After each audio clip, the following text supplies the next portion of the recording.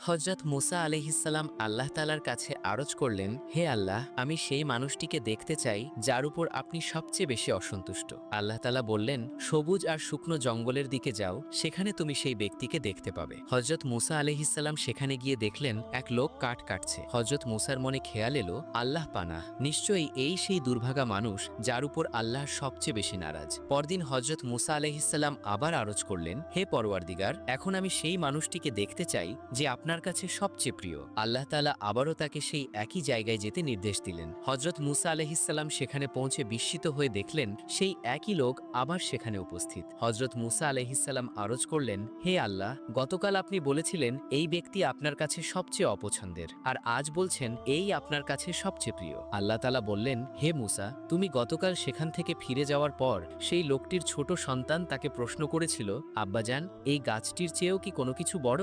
সে উত্তর দিয়েছিল,